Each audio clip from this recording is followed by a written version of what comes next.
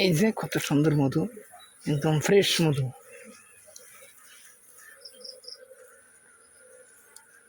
একদম ফ্রেশ মধু এটা, মানে পুরো ক্যাপিং।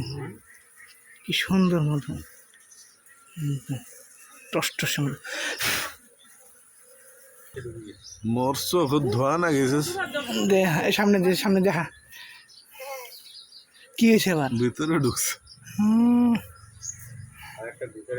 আরো আরো সামনে দিয়ে, আরো সামনে দেখা একবারে সামনে যা, আরো নড়াস না তো। বাস